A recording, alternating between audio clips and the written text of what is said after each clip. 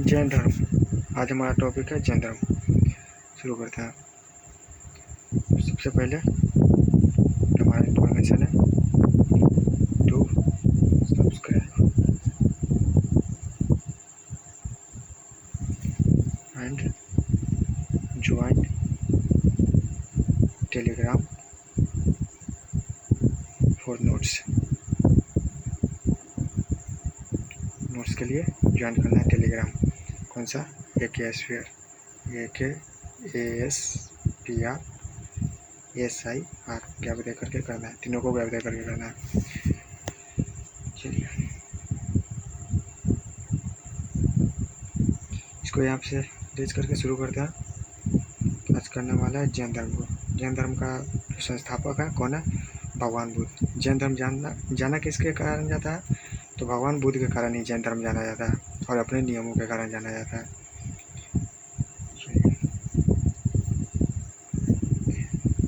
जैन धर्म के संस्थापक गौतम बुद्ध हुए। जैन धर्म का संस्थापक कौन कहलाते हैं? गौतम बुद्ध। उन्हें एशिया का ज्योतिपुंज भी कहा जाता है। महात्मा बुद्ध जो हुए उन्हें एशिया का ज्योतिपुंज भी कहा जाता है और ये जैन धर्म के संस्थापक भी हुए। बात करें अगर इनके पिताजी का, तो इनके पिताजी का नाम था शुद्धोधन। इनके पिताजी का नाम था शुद्धोधन, जो क्या थे? शाक्यगण के मुखिया हुआ करते थे।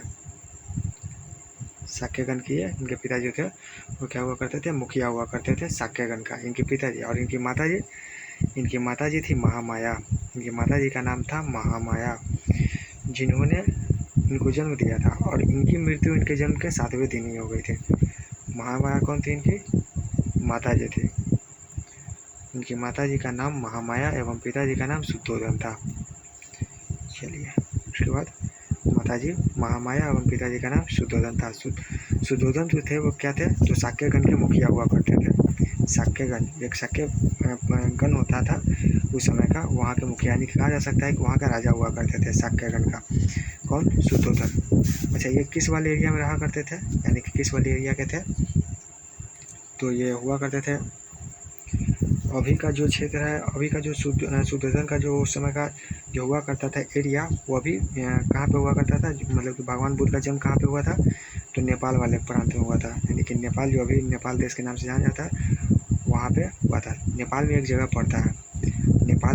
पड़ता है जिसको लुम्बिनी भी कहते हैं। लुम्बिनी, कोई जगह पे लुम्बिनी लिखा होता है। और लुम्बिनी भी अगर पूछ देगा कि भगवान बुद्ध का जन्म कहाँ पे हुआ था, तो लुम्बिनी में भी हो सकता है, या तो भी कह सकते हैं कि कपिल वस्तु भी कहा जाता है। तो क्या कहा जाता है? कपिल वस्तु। कपिल वस्तु भी इसको कहा जाता है। तो लुम्बिनी या कपिल वस्तु में इनका जन्म हुआ था। यहाँ पे क्या हुआ था? इनका भगवान बुद्ध का जन्म हुआ था। भगवान बुद्ध का कहाँ पे? लुम्बिनी में कोई कहा जा सकता है, कपिल वस्तु भी कहा जा सकता है, या तो फिर नेपाल भी कहा जाता है। कई बार तराई क्षेत्र भी कहा जाता है। वहीं पे शुद्धोधन वहीं का राजा हुआ करते थे, वहीं पे इनका जन्म हुआ था। इनकी माताजी का नाम था महामाया, जो इनके जन्म के 7वें दिन इनका निधन हो गया था। इनका क्या हुआ था? 7वें दिन निधन हो गया था इनका। जब भगवान बुद्ध का जब जन्म हुआ था तो उसके 7वें दिन ही महामाया का निधन हो गया। लेकिन इनका लालन पालन, इनके जो पालन पोषण का जो काम था वो कौन कहते? तो इनकी माता हुआ करती थी प्रजापति गौतमी। इनकी जो माँ थी प्रजापति गौतमी। इन्होंने इनका लालन पालन किया। जो इनकी सौतेली माँ भी हुआ करती थी और साथ ही साथ मौसी भी हुआ करती थी। इन्होंने इनका क्या किया? लालन पालन किया, यानी कि पालन पोषण का जो भी काम था वो किन्होंने किया? प्रजापति गौतमी ने किया, भगवान बुद्ध का। इसके आगे थे इनके बचपन का नाम। अगर बात करें भगवान बुद्ध का यानी कि बचपन का नाम, तो इनके बचपन का नाम था सिद्धार्थ। पहले ये सिद्धार्थ के नाम से जाने गए। जब ये 6 वर्षों की कठिन तपस्या किए तो उसके बाद इनका नाम क्या हुआ? बुद्ध के नाम से जाने गया। पहले ये किस नाम से जाने जाते थे? तो सिद्धार्थ के नाम से जाने जाते थे। तो इनका बचपन का नाम क्या था? सिद्धार्थ। सांसारिक समस्याओं से व्यतीत होकर इनके बचपन का नाम था सिद्धार्थ और इनकी पत्नी का नाम। सिद्धार्थ का विवाह 16 वर्ष की अवस्था में, सिद्धार्थ जो थे इनका विवाह हो गया था कितने वर्ष की अवस्था में? 16 वर्ष की अवस्था में इनका विवाह हुआ था। 16 वर्ष की अवस्था में, यानी कि जब ये 16 वर्ष के थे, 16 वर्ष के थे तो इनका विवाह हुआ था किनके साथ? यशोधरा के साथ इनका विवाह हो गया था। विवाह हुआ था किनके साथ हुआ था? तो यशोधरा के साथ हुआ था। यशोधरा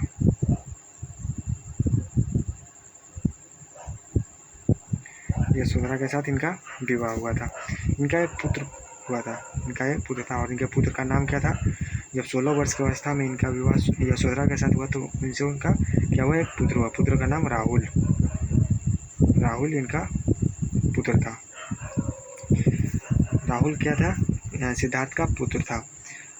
जब ये इनका 16 वर्ष की अवस्था में यशोधरा के साथ शादी हुआ तो उसके बाद इनका पुत्र का नाम हुआ राहुल। इनके बचपन का नाम था सिद्धार्थ, इनके बचपन का नाम सिद्धार्थ, पुत्र का नाम राहुल और इनसे इनकी शादी हुई थी। यानी कि इनकी पत्नी का नाम 16 वर्ष की अवस्था में शादी हुआ था इनका और इनकी पत्नी का नाम यशोधरा था।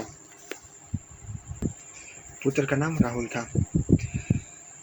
जब इनका जन्म हुआ था, जब भगवान बुद्ध का जन्म हुआ था तो उसी समय एक महात्मा हुआ करते थे।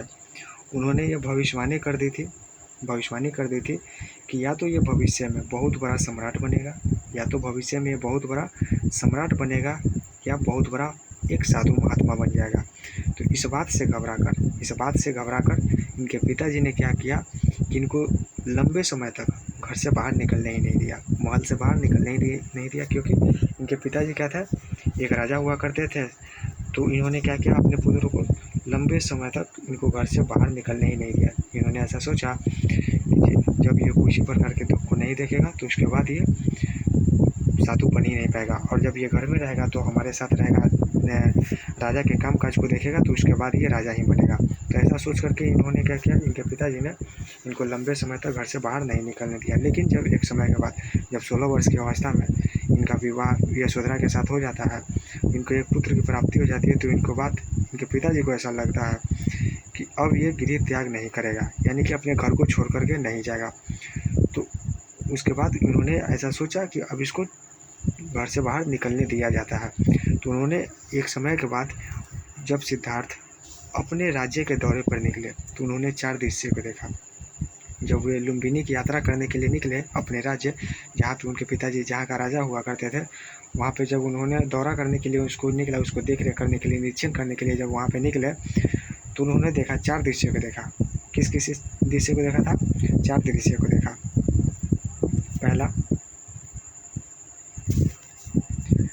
जब यात्रा पे निकले, लुम्बिनी की यात्रा पे निकले सिद्धार्थ, लुम्बिनी की यात्रा पे जब निकले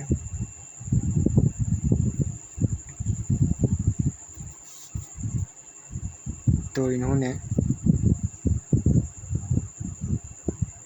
4 दृश्य को देखा।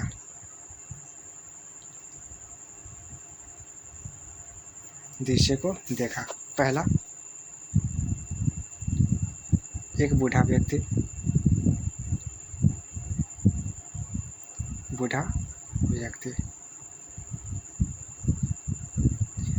दूसरा नंबर पे देखा इन्होंने एक बीमार व्यक्ति। ये क्या देखा? बीमार व्यक्ति को देखा। तीसरे नंबर पे ये देखा एक शव जा रहा था, यानी कि जिसको बोलते हैं कि लाश बोला जा सकता है, मुर्दा बोला जा सकता है, तो शव जा रहा था। तो इन्होंने तीसरे नंबर पे देखा क्या? कि एक शव जा रहा है, एक शव को देखा। अच्छा, चौथे नंबर पे इन्होंने देखा कि एक सन्यासी है जो चुपचाप इन सब बातों से अनभिज्ञ होकर अपने रास्ते पे चुपचाप चला जा रहा है। कौन था? एक सन्यासी था। तो चौथे नंबर पे क्या देखा? एक सन्यासी को देखा।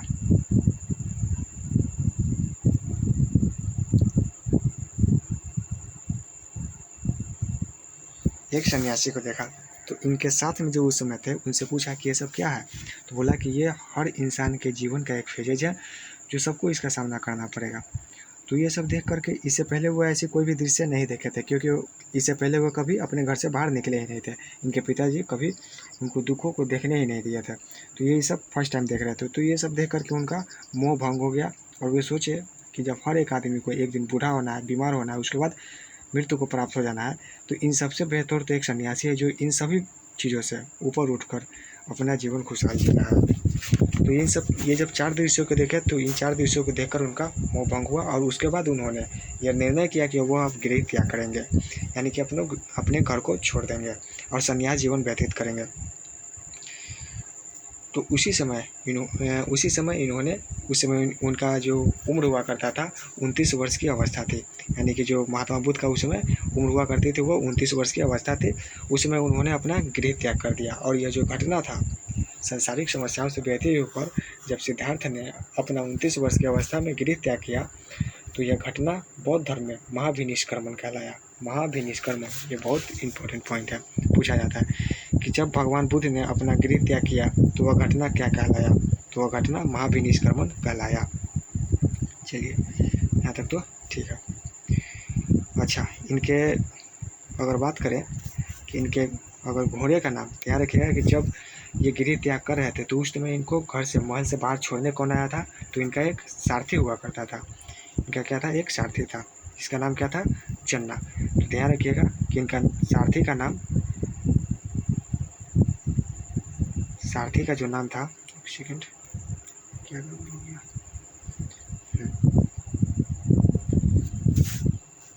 जो सारथी था उसका नाम क्या था, चन्ना। और घोड़े का नाम, जो इनका घोड़ा था उसका नाम था कुंदक। ये दोनों इनको घर से बाहर छोड़ने आए थे, एक इनके जहाँ गंतव्य स्थान था वहाँ पे इनको छोड़ने आए थे और वहाँ से वापस लौट गए। तो ये दोनों नाम याद रखिएगा, पहला सारथी का नाम चन्ना और घोड़े का नाम कुंदक हुआ करता था। चलिए 29 वर्ष की अवस्था में गिरी त्याग कर दिए। इसके आगे का देखते हैं। इनके प्रथम गुरु जब ये गिरी त्याग किए तो सबसे पहले किनके पास गए, अलार्म कलाम के पास गए। इनका नाम क्या था, अलार्म कलाम, यहाँ पे ध्यान रखिएगा, अलार कलाम।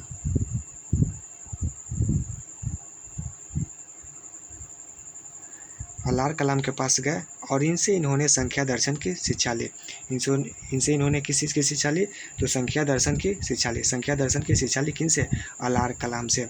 अलार कलाम कौन थे, तो वैशाली के एक गुरु हुआ करते थे और ये भगवान बुद्ध के प्रथम भी गुरु हुए। सबसे पहला गुरु भगवान बुद्ध के वैशाली के अलार कलाम हुए, जिनसे इन्होंने संख्या दर्शन की शिक्षा ली। और दूसरे गुरु जब इन्होंने संख्या दर्शन की शिक्षा अलार कलाम से ले ली तो उसके बाद जब इनसे संतुष्ट नहीं हुए तो इसके बाद ये किनके पास गए, तो ये गए रुद्रक रामपूत के पास। यानी कि इसके दूसरे गुरु जो हुए वो कौन हुए, तो रुद्रक रामपूत हुए, जो कि एक राजगीर के विद्वान हुआ करते थे, गुरु हुआ करते थे। उनके पास गए और उनसे शिक्षा ग्रहण की। जब इनसे शिक्षा ग्रहण के बाद जब इनको लगा ऐसा कि इनको बुद्धि की प्राप्ति नहीं हो रही है, तो वहाँ से इन्होंने यह निर्णय लिया कि इसके बाद ये अकेले अब तपस्या करके अपनी बुद्धि को प्राप्ति करेंगे। तो वहाँ से ये उर्वेला में चले गए। कहाँ पे गए, उर्वेला के नामक एक स्थान पड़ता है, वहाँ पे जब ये गए, यानी कि उर्वेला में गए जब भगवान बुद्ध, तो उर्वेला में जाने के बाद सेकेंड उर्वेला में गए और यहाँ पे इनको 5 साधक मिले जो पहले से वहाँ पे तपस्या कर रहे थे। तो उन 5 के साथ में बैठकर इन्होंने भी तपस्या शुरू कर दिया। वो कौन कौन थे 5? तो पहला कैनेडियन,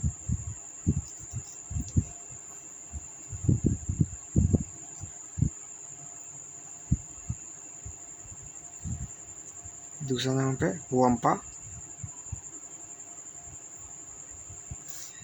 तीसरा नंबर पे भादागी,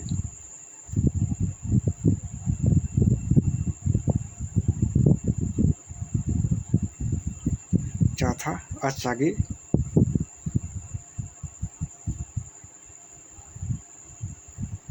और 5वां महानामा।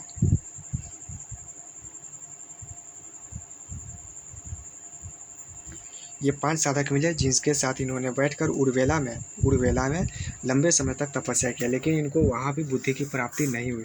तो वहाँ से फिर ये कहाँ चले गए, बोधगया चले गए। वहाँ से ये कहाँ चले गए, बोधगया, और बोधगया में जाकर के तपस्या करना शुरू कर दिया। तो कौन कौन इनके जो साथ बैठ करके तपस्या किए थे वो कौन कौन थे, तो उर्वेला नामक स्थान था। कौन कौन थे, कैनेडियन, पहला कैनेडियन थे, एक थे वम्पा, फिर कौन थे, भादेगी, उसके बाद असागी, उसके बाद महानामा। ये 5 के साथ बैठ करके इन्होंने तपस्या किया। और इसके बाद भी जब इनको बुद्धि की प्राप्ति नहीं हुई तो वहाँ से ये फाइनली कहाँ चले गए, बोधगया में गए। बोधगया कहाँ पे पड़ता है, बिहार का एक डिस्ट्रिक्ट पड़ता है। बिहार राज्य का एक डिस्ट्रिक्ट है बोधगया, वहाँ पे चले गए।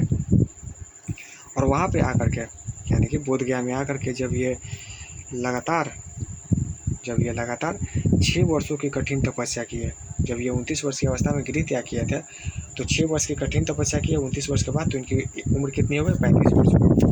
तो जब 6 वर्ष की कठिन तपस्या के बाद 35 वर्ष की अवस्था में भगवान बुद्ध को बोधगया में वैशाख पूर्णिमा के दिन, वैशाख पूर्णिमा को ही बुद्ध पूर्णिमा के नाम से भी जाना जाता है। ध्यान रखिएगा कि वैशाख पूर्णिमा के दिन या बुद्ध पूर्णिमा के दिन ही भगवान बुद्ध को जन्म हुआ था, बुद्धि की भी प्राप्ति हुई थी और निर्वाण की भी प्राप्ति हुई थी, यानी कि मृत्यु को भी प्राप्ति किस दिन हुआ था? तो वैशाख पूर्णिमा के दिन हुआ था, जिसको बाद में बुद्ध पूर्णिमा के नाम से भी जाना गया। इसी को बाद में किस नाम से जाना गया? तो बुद्ध पूर्णिमा के नाम से जाना गया। इस दिन को भगवान बुद्ध को या फल्गु नदी या तो फिर निरंजना नदी, ये दो एक ही नदी का नाम है। फल्गु नदी उसी को कहा जाता है और निरंजना नदी भी उसी को कहा जाता है। वहाँ पे पीपल वृक्ष, वहीं पे पीपल वृक्ष था, उसके नीचे लंबे समय तक यानी कि 6 वर्षों तक कठिन तपस्या करने के बाद इनको बुद्धि की प्राप्ति हुई थी। क्या हुआ था? बुद्धि की प्राप्ति बोधगया में प्राप्त हुआ था। उसी समय से वो स्थान बोधगया कहलाया। और जिस पीपल वृक्ष के नीचे, पीपल वृक्ष यहाँ पे वृक्ष है, जिस पीपल वृक्ष के नीचे इनको बुद्धि की प्राप्ति हुई थी, उसके बाद से वह वृक्ष बौद्धिक वृक्ष के नाम से भी जाना जाने लगा। उसी समय इनको संपूर्ण ज्ञान का बोध हुआ ऋषि उपालिका या फल्गु नदी के किनारे बोधगया में, जो कि बिहार का एक राज्य पड़ता है। वहाँ पे इनको बोधगया के नाम से जाना गया, वह स्थान बोधगया कहलाया। ज्ञान प्राप्ति के बाद जब भगवान बुद्ध को ज्ञान प्राप्ति हुआ तो उस समय के बाद ये क्या कहलाए? बुद्ध के नाम से जाने गया। पहले ये किस नाम से जाने जाते थे? सिद्धार्थ के नाम से, क्योंकि इनके बचपन का नाम सिद्धार्थ था। तो उसके बाद से ये बुद्ध के नाम से जाने लगे। और इन्होंने अपना प्रथम उपदेश, जब ये इनको बुद्धि की प्राप्ति हुई तो ये काफ़ी बड़े महात्मा के रूप में उभरकर सामने आए। तो इन्होंने सबसे पहला उपदेश तो अपना दिया, वो कहाँ पे दिया? ऋषिपट्टनम एक जगह है, वहाँ पे इन्होंने सबसे पहला उपदेश दिया। ऋषिपट्टनम को ही सारनाथ भी कहा जाता है। तो सारनाथ या ऋषिपट्टनम दोनों एक ही जगह है। यहाँ पे इन्होंने पहला उपदेश दिया। और जब इन्होंने पहला उपदेश दिया तो यह घटना धर्मचक्र परिवर्तन कहलाया। यह घटना क्या कहलाया? धर्मचक्र परिवर्तन। यह घटना धर्मचक्र परिवर्तन कहलाया, व्हील ऑफ द धर्मा कहलाया, धर्मचक्र परिवर्तन। जब इन्होंने पहला उपदेश दिया तो वह कहलाया। अच्छा, पहला उपदेश दिया कहाँ? तो ऋषिपट्टनम में दिया। पहला उपदेश ऋषिपट्टनम में या सारनाथ में दिया। ठीक है, इसके बाद आता है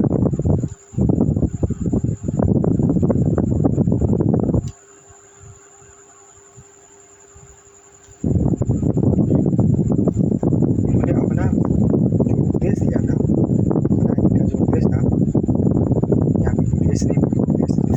ठीक कर लीजिए इसको।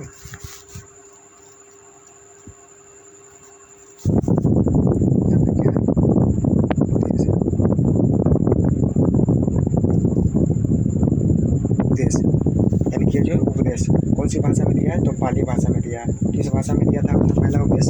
पाली भाषा में दिया है। अच्छा, ये तो हो गया कि इन्होंने अपना पहला उपदेश पाली भाषा में दिया है।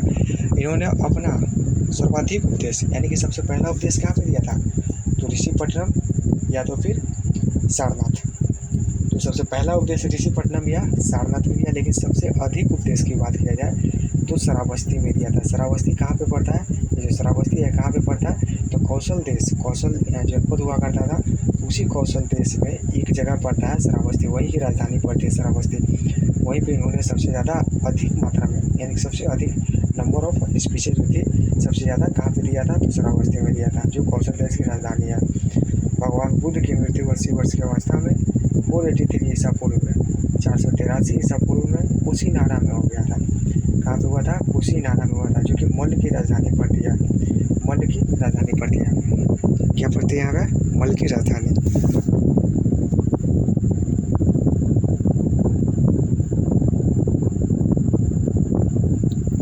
मल्ल की राजधानी है। क्या है? कुशीनारा जो है मल्ल की राजधानी है। इनको जो भगवान बुद्ध को जो मृत्यु हुई थी वो चुंद द्वारा, किनके द्वारा? चुंद द्वारा। यहाँ पे चंद्र नहीं है बल्कि चुंद द्वारा अर्पित भोजन करने के बाद हो गई थी। चुंद द्वारा अर्पित भोजन करने के बाद हो गई थी, यानी कि जब चुंद को भोजन दिए तो उन्हीं भोजन को खा करने के बाद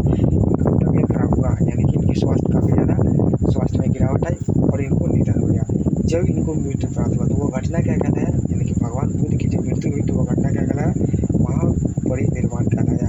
यानी कि निर्वाण की प्राप्ति हुई। कहाँ पे हुई, तो इनको निर्वाण की प्राप्ति हुई थी पावापुरी में, एक जगह पड़ता है, सॉरी कुशीनारा। पावापुरी में तो जैन धर्म का हुआ था, यानी कि महावीर स्वामी का। कुशीनारा एक जगह पड़ता है जो कि मल की राजधानी है, वहीं पे इनको निर्वाण की प्राप्ति हुई थी, मतलब कि मृत्यु की प्राप्ति हुई थी। और वह घटना क्या कहलाया, महापरिनिर्वाण कहलाया। कैसे हुआ इनकी मृत्यु, तो चुद्ध द्वारा अर्पित भोजन करने के बाद हो गई थी। चुद्ध द्वारा अर्पित भोजन करने के बाद इनकी मृत्यु हो गई थी। कहाँ पे, कुशीनारा में।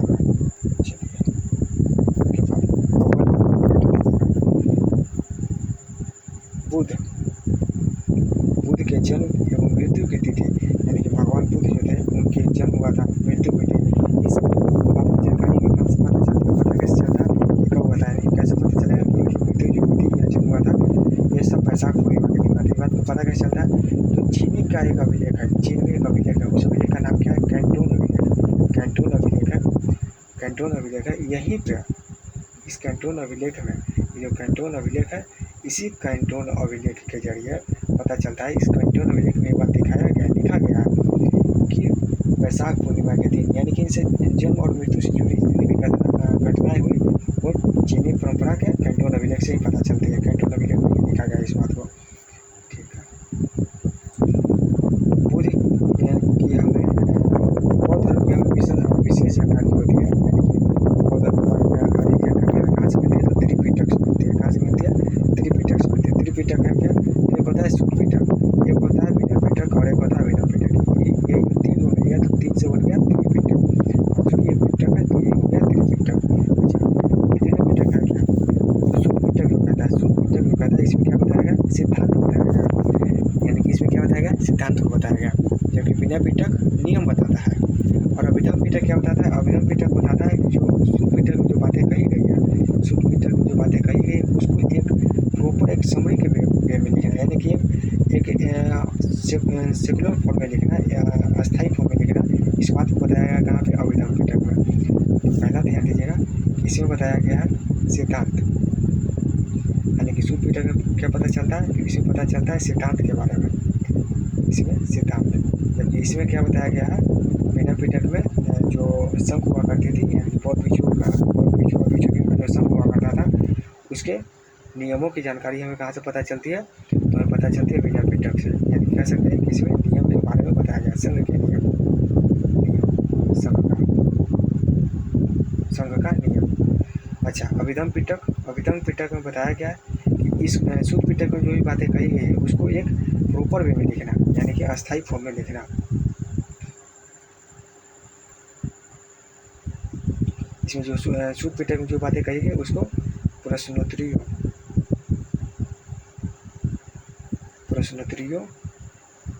का समावेश रूप। इस बात की जानकारी कहाँ पे मिलती है, तो हमें मिलती है शुद्ध पिटक में। शुद्ध पिटक में जो भी बातें कही गई है उसको एक प्रॉपर वे में लिखना, अभिधम पिटक में जानकारी मिलती है। और संघ का नियम विनय पिटक और शुद्ध पिटक सिद्धांत। ठीक है, इसके बाद आते हैं, इसके बाद तो ये हमारा फर्स्ट कास्ट हो गया, यानी कि बौद्ध धर्म का ये कंप्लीट नहीं हुआ, बौद्ध धर्म अभी बचा हुआ है, यानी कि पार्ट सेकंड में बौद्ध धर्म को कंप्लीट होगा। नोट्स के लिए ज्वाइन कर लीजिए टेलीग्राम चैनल। मिलते हैं नेक्स्ट वीडियो में। अगर वीडियो पसंद आए तो चैनल को लाइक सब्सक्राइब जरूर करें। मिलते हैं नेक्स्ट वीडियो में। जय हिंद।